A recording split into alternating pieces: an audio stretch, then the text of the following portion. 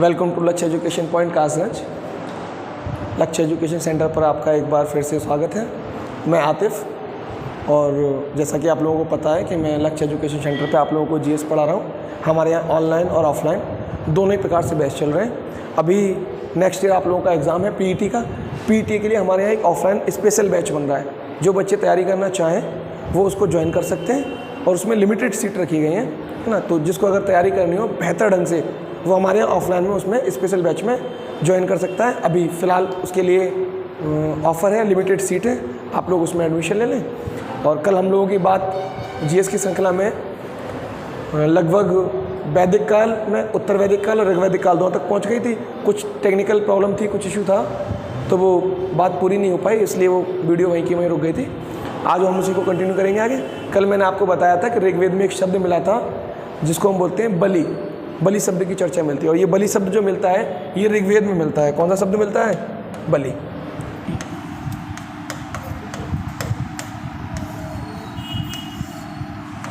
बलि शब्द। और इस बलि शब्द की जो चर्चा ऋग्वेदिक काल में की गई है, तो ये ऋग्वैदिक काल में, हमारे यहाँ दो काल थे ना, एक था ऋग्वैदिक काल, एक उत्तर वैदिक काल, और हम लोग दोनों ही कालों को एक साइड कंबाइन करके पढ़ रहे हैं ना, दोनों को बाई कंपैरिजन चल रहा है दोनों का, है ना, उस पे में। तो ऋग्वैदिक काल में ये जो बलि थी, तो ऋग्वैदिक काल में ये बलि स्वैच्छिक कर था। क्या था? एक स्वैच्छिक भेंट, है ना, या आप इसको बोल सकते हो स्वैच्छिक उपहार। जो भेंट होता है उसी को हम क्या बोलते हैं? उपहार बोलते हैं। जो स्वैच्छिक होता है, जो देना चाहे वो दे, नहीं देना चाहे तो ना दे, तो उसको हम ऋग्वैदिक काल में स्वैच्छिक भेंट बोलते थे। उत्तर वैदिक काल का समाज में इतनी गिरावट आ गई कि यही बलि, ये जो बलि था, यही उत्तर वैदिक काल में स्वैच्छिक भेंट से अनिवार्य कर बन गया। ये कब था? ये था ऋग्वैदिक काल में।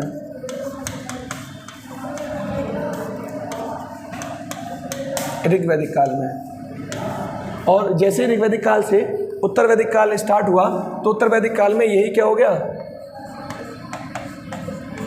अनिवार्य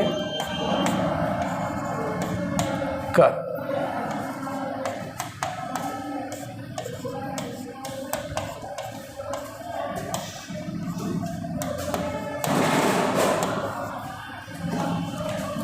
तो इससे ये सामाजिक स्थिति का पता चलता है कि समाज में थोड़ा सा पतन हुआ, समाज में थोड़ा सा हैरासमेंट हुआ कि राजा के कर्तव्य जो है ना, राजा शायद योग्य नहीं है, राजा शायद अयोग्य आ गया। अभी यहाँ तक राजा ऋग्वैदिक काल में उपहार लेता था, स्वैच्छिक भेंट लेता था, और उत्तर वैदिक काल में क्या हो गया? वही उपहार अनिवार्य क्या बन गया? टैक्स, कंपलसरी टैक्स, है ना, अनिवार्य कर बन गया। ऋग्वैदिक काल में एक शब्द और भी मिला है वैदिक सभ्यता में, उसको बोलते हैं निष्क। एक शब्द की चर्चा हुई है, निष्क। एक शब्द मिला है जिसको बोलते हैं निष्क।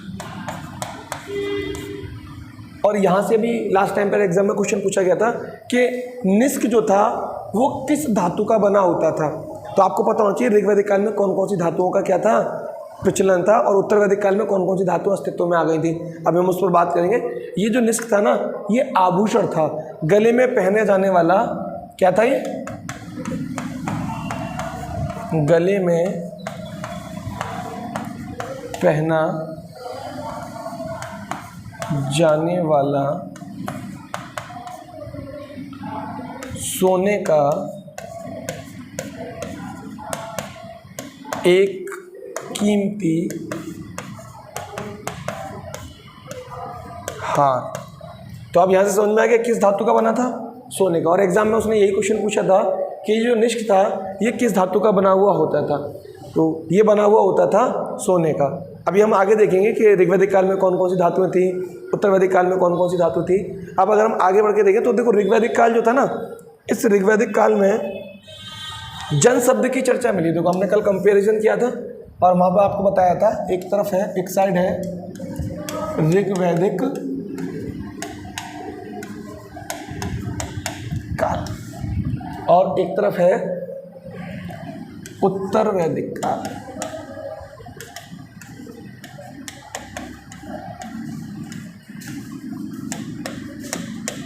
ऋग्वैदिक काल आपको पता है, जो ऋग्वैदिक काल था ये 1500 से 1000, उत्तर वैदिक काल जो था वो 1000 से 600 BC तक था। तो ऋग्वैदिक काल में ऋग्वेद में एक शब्द की चर्चा बहुत ज़्यादा है, इसको बोलते हैं जन शब्द। क्या बोलते हैं? जन। और ये जो जन शब्द है ना, ये ऋग्वैदिक काल में 275 बार उल्लेखित है। कितनी बार है? 275 बार। जन क्या है? आप लोग स्टार्टिंग में पहले वाले वीडियो में देख चुके हैं कि जन जो होता था वो विश्व का समूह होता था, अर्थात कबीला होता था, है ना। कबीले को ही कहते थे जन, और इसी का मुखिया कहलाता जनपति अर्थात राजा, गोपा जनस्य, है ना। ये सभी प्रजा के नैतिक मूल्यों का रक्षक भी माना जाता था। तो इस शब्द की चर्चा मिल रही है 275 बार। जनपद शब्द का एक बार भी उल्लेख ऋग्वैदिक काल में नहीं हुआ। जैसे आप उत्तर वैदिक काल में पहुंचेंगे, उत्तर वैदिक काल में जन शब्द खत्म हो गया और इसके स्थान पर जनपद शब्द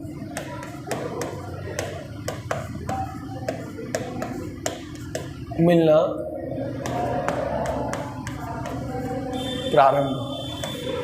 जनपद शब्द मिलना क्या हो गया?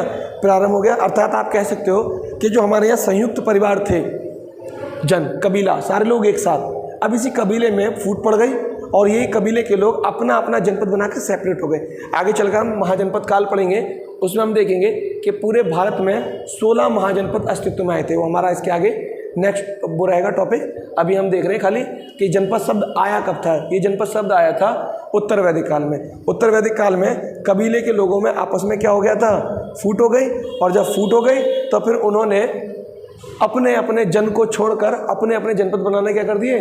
शुरू कर दिए। अब अगर मैं बात करूं ऋग्वैदिक काल के जो आर्य थे, जो योग्य थे, श्रेष्ठ थे, इन लोगों की अर्थव्यवस्था का मुख्य आधार, किस बात कर रहे हैं? अर्थ व्यवस्था का आधार, इन लोगों की अर्थव्यवस्था का मुख्य आधार पशुपालन था। क्या था? पशुपालन। पशुपालन, पशुओं को पालना, पशुओं का दूध पीना, उसी से जीवन यापन करना। ये लोग कृषि से परिचित नहीं थे। ऋग्वैदिक काल की बात कर रहे हैं ना। और इसीलिए हमने देखा स्टार्टिंग में इनके आने का जो रीज़न था, ये माइनर एशिया से चलकर यहाँ तक जो आए, नए नए चारागाह की खोज में ही आए, क्योंकि इनके जो पशु हैं इनको चारा चाहिए चरने के लिए, और भारत में तो हरा भरा क्षेत्र है ना, तो इनको पर्याप्त मात्रा में पशुओं को चारा मिला और इन्होंने यहीं पर अपने आप को स्थायी रूप से क्या कर लिया? बसा लिया। तो इनकी अर्थव्यवस्था स्टार्टिंग में क्या थी? पशुपालन, है ना। कुछ कुछ किताबों में लिखा भी है कि ये पशुओं को खा भी लेते थे आर्य लोग, है ना। अलग अलग इतिहासकारों के अलग अलग मत हैं। या ऐसे मान लो कि उस समय कोई ऑप्शंस ही नहीं था आदमी के पास।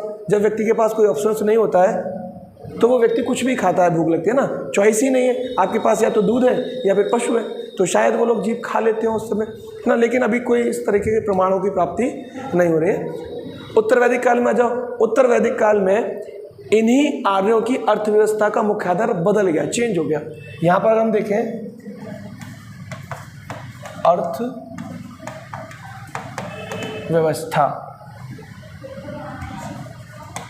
का आधार अब पशुपालन से बदल गया और क्या हो गया? कृषि हो गया। अर्थात उत्तर वैदिक काल के आर्यों ने खेती करना सीख लिया, और खेती करना सीख लिया तो फिर उन्होंने अपनी अर्थव्यवस्था का प्रमुख आधार पशुपालन से बदलकर खेती कर लिया। देखो, ऐसा नहीं है कि जब वो लोग पशुपालन करते थे तो किसी चीज़ की खेती नहीं करते थे। ऐसे मान लो कि किसी क्षेत्र में उनको ज़्यादा नॉलेज नहीं थी, उस समय भी वो खेती किया करते थे थोड़ी सी। किसकी? यव की। काय की खेती करते थे? खेती होती थी उस समय भी। खेती किसकी होती थी? यव, जिसको हम बोलेंगे आज का जौ। क्या है आज का? जौ। यव का अर्थ वो केवल एक यव की ही खेती जानते थे और पशुओं को बड़ी मात्रा में पालते थे। पशुपालन ज़्यादा था, अर्थव्यवस्था का मुख्य आधार पशुपालन था।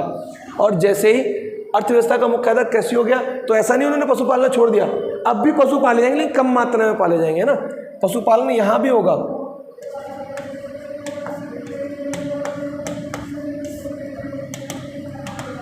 लेकिन देखो, यहाँ पर अर्थव्यवस्था का मुख्य आधार पशुपालन था और कृषि आप कह सकते हो गौण थी, कम थी। यहाँ पर अर्थव्यवस्था का मुख्य आधार कृषि हो गया और पशुपालन क्या हो गया? गौण हो गया। यहाँ तक कि अर्थव्यवस्था के क्षेत्र में अगर मैं कृषि, तो अब अर्थव्यवस्था का मुख्य आधार क्या हो गया? कृषि। अब कृषि में उन्होंने डेवलप्ड करना शुरू किया। तो अगर हम बात करें कि जैसे यहाँ पर वो खेती करते थे तो किस चीज़ की? यव। जौ की एकमात्र खेती। अब यहाँ पर वो खेती किसकी कर रहे हैं, देखो खेती कई चीज़ों की होने लगी, गोधूम, किसकी, गोधूम, मैं कहूँ ब्री की खेती करने लगे। इसके अलावा मैं कहूँ तो मांस की खेती करने लगे। इसके अलावा सरसप,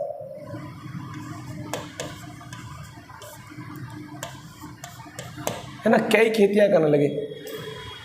गोधूम का मतलब होता है गेहूं, क्या होता है, गेहूं। ब्री का मतलब होता है चावल।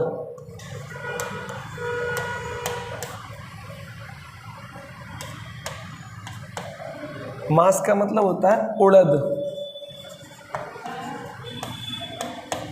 और सरसों का मतलब होता है सरसों।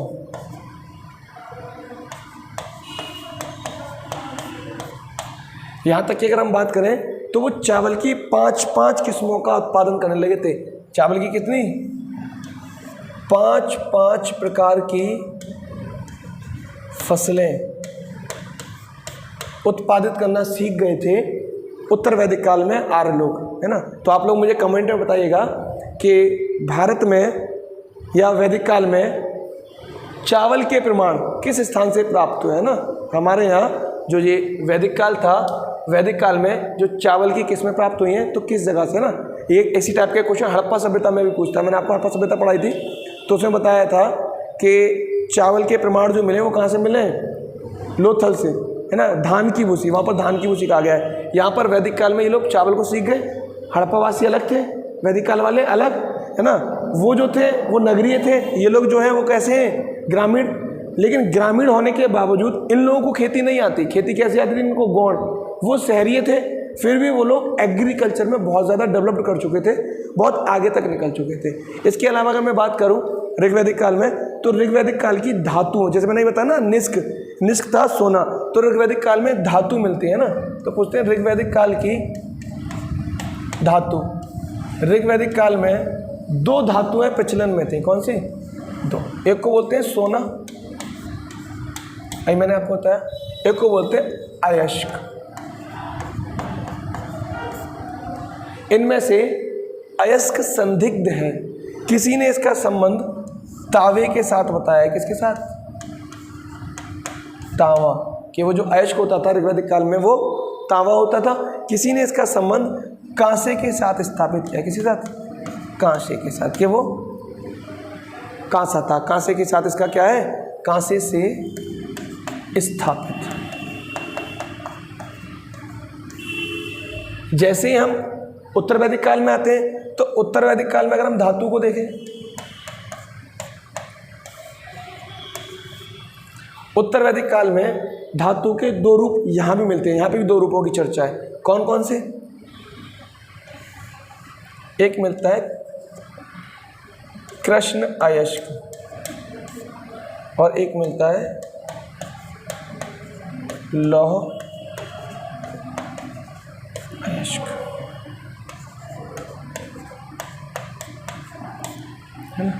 ऋग्वैदिक काल के बाद उत्तर वैदिक काल हम जैसे पहुँचते हैं तो यहाँ पर जो उत्तर वैदिक काल है यहाँ पर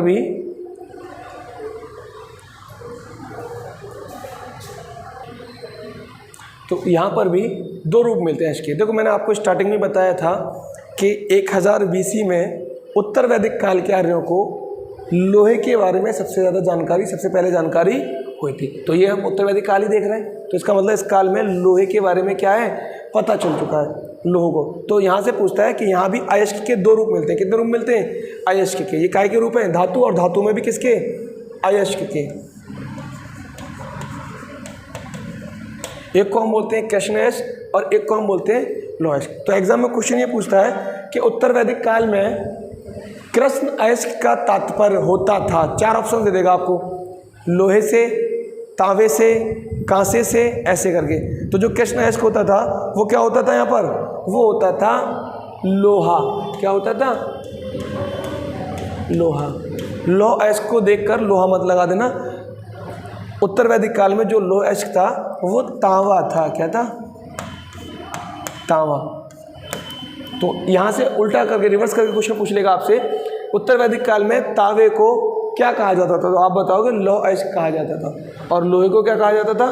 कृष्ण ऐश कहा जाता था। इसके अलावा अगर हम देखें तो ऋग्वैदिक काल के देवी देवता और उत्तर वैदिक काल के देवी देवता दोनों अलग अलग, यानी देखो स्टार्टिंग में आने वाले आर्यों के देवी देवता अलग, और बाद में पीछे जो उनके उत्तरावर्ती आए उनके देवी देवता अलग। यहाँ पर देवी देवताओं को भी क्या कर लिया गया है? चेंज कर लिया गया है। तो अगर मैं बात करूँ ऋग्वैदिक काल में, तो हमने हमेशा पढ़ा ऋग्वैदिक काल के सर्वाधिक महत्वपूर्ण देवता इंद्र थे। कौन थे? इंद्र, जिनका उल्लेख ऋग्वेद में 250 बार किया गया है। देखो जन शब्द की चर्चा 275 बार और इंद्र का उल्लेख 250 बार।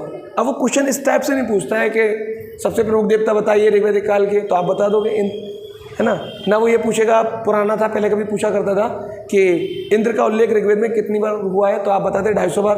अब वो क्वेश्चन को चेंज करके पूछता है ऐसे करके कि ऋग्वैदिक काल में अगर हम कहें कि ऋग्वैदिक काल में जो सर्वाधिक प्रसिद्ध देवता इंद्र थे वो कौन से देवता माने गए। अब यहाँ से आपको ऑप्शन दे देगा, आकाश के देवता, अंतरिक्ष के देवता, पृथ्वी देवता। तो यहाँ से फिर दिक्कत होना क्या हो जाती है? तो ऋग्वैदिक काल में जो देवता थे, हम देवताओं को भी देख ले रहे हैं। ऋग्वैदिक काल में 3 प्रकार के देवता हुआ करते थे। एक होते थे हमारे आकाश के देवता, एक होते थे हमारे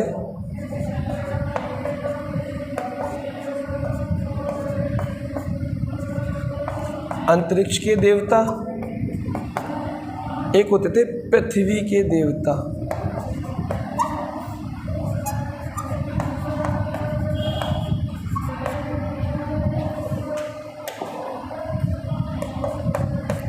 पृथ्वी के देवता, तो जो आकाश के देवता थे वो थे सूर्य, उषा और वरुण। कौन थे? सूर्य कोमा उषा कोमा वरुण, ये आकाश के देवता हैं, है ना। और अगर हम अंतरिक्ष के देवता की बात करें तो जो इंद्र थे ना, वो अंतरिक्ष के देवता थे। इंद्र, वायु और रुद्र। कौन थे? इंद्र, वायु और रुद्र, ये अंतरिक्ष के देवता थे। और अगर हम पृथ्वी के देवता की बात करें तो पृथ्वी खुद एक देवी मानी गई है ना, पृथ्वी भी क्या है? देवी है। इसके अलावा पृथ्वी के और भी देवता थे, जैसे मैं कहूँ बृहस्पति, या मैं कहूँ अग्नि, अग्नि है, बृहस्पति है, सोम है। कौन है? सोम। ये जो सोम है ना, ये आर्यों का सर्वाधिक पेय पदार्थ भी था। सोम रस, जिसको क्या बोलते हैं? सोम रस। आज का सोम रस है ना, आज लोग सोम रस किसको बोलते हैं? आज सोम रस वो है जो लोगों का सर्वाधिक प्रिय पेय पदार्थ है। जैसे आर्यों का हुआ करता था सोम रस। आज के टाइम में जो चाय पीता है वो टी लवर, उसके लिए चाय सोम रस। कोल्ड ड्रिंक पीता है उसके लिए कोल्ड ड्रिंक सोम रस, और जो वाइन का यूज़ करता है उसके लिए वाइन सोम रस। तो यहाँ पर हमारे लिए जो सर्वाधिक प्रिय है वही हमारा क्या बन जाता है? सोमरस बन जाता है। और ये सोमरस का कॉन्सेप्ट जो आया ये वैदिक काल से आया। आर्य लोग सेवन किया करते थे सोमरस का। सोमरस था क्या? देखो, सोमरस एक वनस्पति थी सोम, जो मूजवंत नामक चोटी से प्राप्त होती थी। वहाँ से उसको लाया जाता था और उसको उबालकर पीसकर उसका एक लिक्विड बनाया जाता था, पेय पदार्थ तैयार किया जाता। जैसे आज हम चाय तैयार करते हैं ना, उसमें चीनी डालकर पत्ती डालकर, ऐसे इसको बनाया जाता था, है ना। जैसे ऐसे मान लो आज का सोमरस कुछ लोग हमारे यहाँ उसको भी बोलते हैं, जो वो होती है ना, क्या बोलते हैं उसको, भांग। भांग का जब सेवन करते हैं ना शिवरात्रि पर, तो उसको बोलते हैं कि ये सोमरस है। तो वो भांग तैयार की जाती है। ऐसे ही वो लोग ऋग्वैदिक काल के लोग सोम को तैयार करते थे, सोमरस को, और वही उनका सर्वाधिक प्रिय पेय पदार्थ था जो सोम नामक वनस्पति से तैयार करा जाता था। ये सोम देवता माने गए पृथ्वी के। और ऋग्वेद का 9वां मंडल और 9वें मंडल का 144वां सूक्त सोम देवता को ही समर्पित है। तो क्वेश्चन हमारा ये था कि ऋग्वैदिक काल के सर्वाधिक महत्वपूर्ण देवता कौन से हैं? तो कौन से हो जाएंगे? इंद्र। और इनका नाम कितनी बार उल्लेखित है? 250 बार मैंने आपको बताया। इसके अलावा अगर मैं कहूँ इसके नेक्स्ट, तो इसके नेक्स्ट माने जाते हैं अग्नि, अग्नि देवता। ये तीसरे नंबर पर आते थे। पहले नंबर पर पहले नंबर पर आते थे इंद्र, दूसरे नंबर पर आते थे अग्नि, है ना। और सबसे ज़्यादा चर्चा मिलती है जन शब्द की, 275 बार, 250 बार और 200 बार। ये अग्नि 200 बार उल्लेखित है, अग्नि देवता, इनका उल्लेख 200 बार है। इंद्र का उल्लेख 250 बार है और जन शब्द की चर्चा 275 बार है। एक उषा, देखो उषा है ना, उषा को ऊषा भी लिखा होगा कहीं कहीं। ये देवी है प्रातः काल की, इनको माना गया है प्रातः काल की देवी, जो सूर्य की यात्रा पथ को खोलती हैं। जो सूर्य की यात्रा पथ है ना, कि पूर्व से निकलेगा और पश्चिम में जाकर क्या हो जाएगा, छुप जाएगा। तो इसको जो ये डिस्टेंस तय करना है, ये डिस्टेंस तय करेगा, जाएगा, ये जो यात्रा होगी सूर्य की, इस पथ को प्रातः काल की देवी खोलेंगी, जिनका नाम है उषा या उषा देवी। इसके अलावा अब आप आ जाओ उत्तर वैदिक काल में। अगर हम उत्तर वैदिक काल तक पहुँचे और जाकर देखें तो उत्तर वैदिक काल में हमने देखा कि ऋग्वैदिक कालीन सारे देवी देवताओं का महत्व क्या हो गया, कम हो गया, और नए देवी देवता क्या हो गए, अस्तित्व में आ गए। और वो नए देवी देवता कौन थे, 3 नए देवी देवता है। देखो उत्तर वैदिक काल के देवी देवता हट जाएंगे और वो ऋग्वैदिक काल के देवी देवताओं का अस्तित्व कम हो जाएगा और उत्तर वैदिक काल के देवी देवताओं का अस्तित्व बढ़ जाएगा। कौन कौन से, एक आए ब्रह्मा, ये उत्तर वैदिक काल में है, इन्हीं को बोलते हैं प्रजापति। दूसरे आए शिव, है ना, शिव भोलेनाथ, शिव शंकर, इन्हीं को कहा जाता है। और तीसरे नंबर पर आए विष्णु। कौन से आए, विष्णु।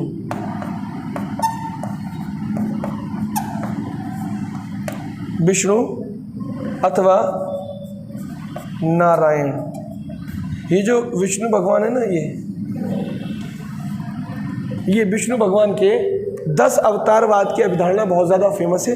इनके 10 अवतार हुए और यहाँ से पिछली बार जब रिटन वाला क्वेश्चन होता ना, question paper super TET written वाला जो कराया गया था, तो उसमें यहीं से क्वेश्चन रखा गया था विष्णु के अवतारवाद को लेकर। क्वेश्चन क्या था, क्वेश्चन ये रखा गया था कि राम, क्या था क्वेश्चन, राम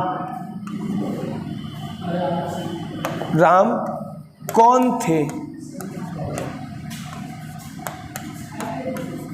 क्वेश्चन ये था भगवान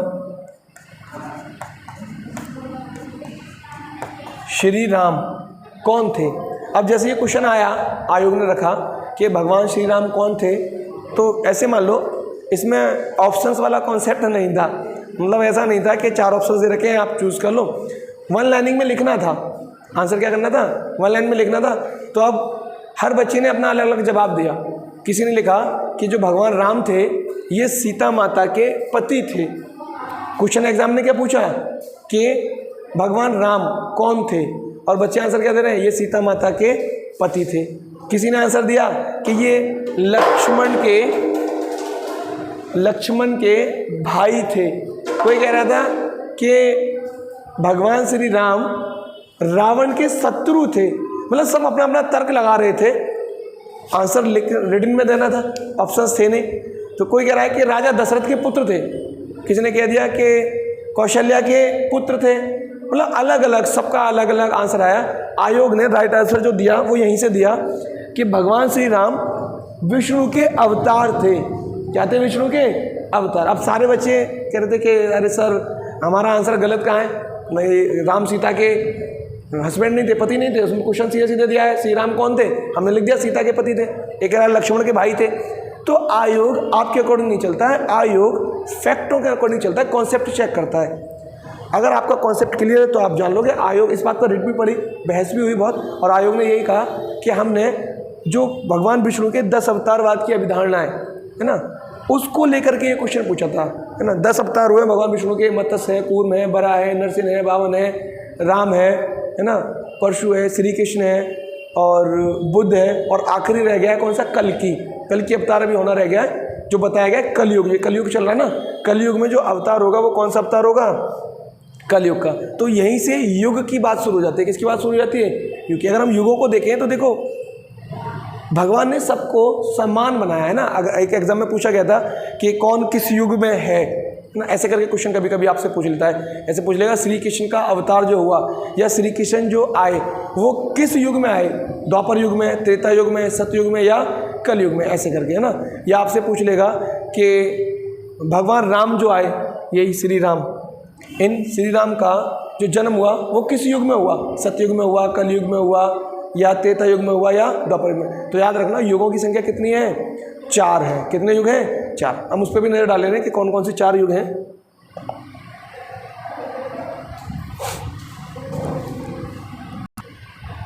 तो युगों पर हम नजर डाल लेते हैं एक बार। देखो जितने युग है ना, ये 4 युग हैं। कितने युग हैं? 4। देखो पहला युग कौन सा था? पहला युग था सतयुग। सतयुग के बाद दूसरा त्रेता युग, और त्रेता युग के बाद द्वापर युग, और द्वापर युग के बाद